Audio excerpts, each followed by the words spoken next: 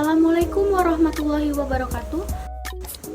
Halo teman-teman, kami dari kelompok 2, mahasiswa Universitas Bina Sarana Informatika, Program Studi Manajemen, Fakultas Ekonomi dan Bisnis. Di sini kami akan mempresentasikan materi pertemuan pertama yang berjudul Manajemen SDM. Yang pertama yaitu definisi manajemen sumber daya manusia.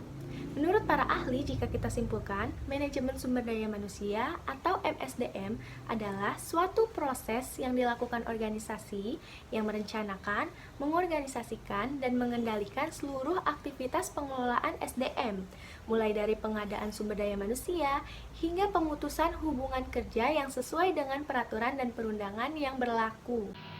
Identifikasi kategori kegiatan sumber daya manusia. Yang pertama, menjadi partner manajer dalam pelaksanaan strategi. Apa sih artinya? Artinya, manajemen sumber daya manusia mampu untuk melakukan audit organisasional, menemukan metode pengembangan yang tepat, dan terakhir, melakukan prioritas dalam penentuan skala dan pelaksanaan tindakan. Lalu yang kedua, menjadi eksekutif administratif yang ahli. Artinya, manajer sumber daya manusia tentunya bukan hanya terampil dalam pekerjaan administrasi belaka, tetapi juga terampil dalam pekerjaan manajerial yang membutuhkan pengambilan keputusan yang tepat, cepat, dan benar. Dan yang ketiga, menjadi eksekutif yang juara. Artinya, mampu menjadi panutan bagi karyawan lain dalam bekerja dan fasilitator serta motivator jika karyawan lain mengalami kesulitan. 3 tantangan yang dihadapi HR atau Human Research. 1. Pemecahan masalah. HR harus memikirkan berbagai kemungkinan terburuk yang ada agar bisa mempersiapkan diri untuk hal terburuk, namun tetap berharap yang terbaik. Dengan menyusun strategi untuk menyelesaikan keadaan dan memanfaatkan SDM yang ada untuk memecahkan masalah. Kedua, keragaman. Keragaman yang dimaksud adalah tantangan HR dalam merekrut, mempromosikan, dan mendemosikan karyawan. HR bisa menerapkan keragaman dalam budaya perusahaan, melihat data yang real, dan mengubahnya menjadi dampak bagi kelangsungan perubahan. Ketiga, ekspresi karyawan. HR harus menggunakan data yang ada yang berfokus pada karyawan. Misalnya, di saat pandemi, ekspektasi karyawan yang berharap perubahannya bisa fleksibel dan mendukung dalam budaya kerja baru selama pandemi. Dengan adanya penyediaan fasilitas dan kebebasan waktu dan tempat untuk bekerja.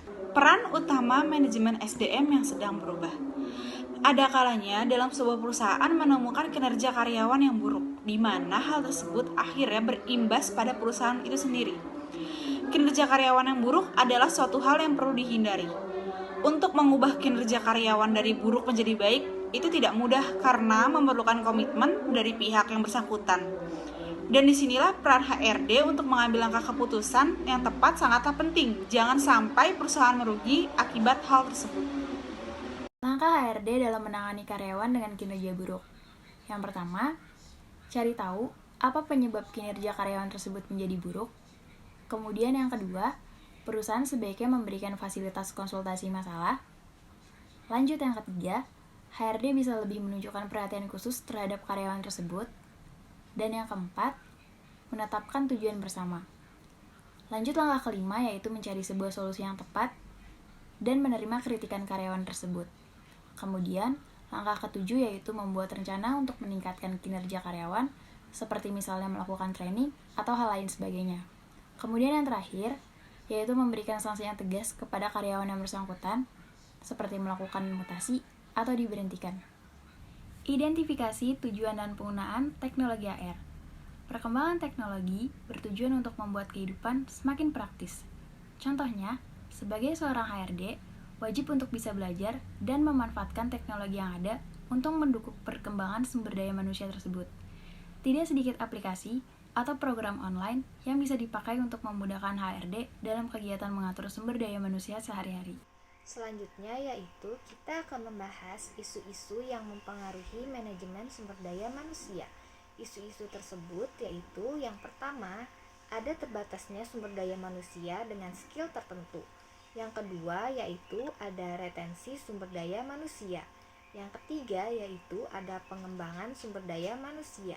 Dan yang keempat yaitu ada perkembangan teknologi. Dan yang terakhir yaitu ada pengembangan desain organisasi baru. Dan yang terakhir yaitu kita akan membahas uji kompetensi yang dibutuhkan oleh human resource profesional dan pentingnya sertifikasi. Pemberian sertifikasi bagi seorang HRD Indonesia dirasa penting sebagai bukti kompetensi yang sesuai dengan standar kompetensi kerja nasional Indonesia atau biasa disebut SKKNI. Sertifikasi ini sebagai jaminan bahwa karyawan tersebut telah mendapatkan standar kompetensi human resource dalam perusahaan dengan kredibilitas yang terbaik. Sekian presentasi dari kelompok kami. Mohon maaf apabila ada kesalahan, dan apabila ada kritik dan saran, silahkan ajukan di kolom komentar di bawah ini. Terima kasih. Wassalamualaikum warahmatullahi wabarakatuh.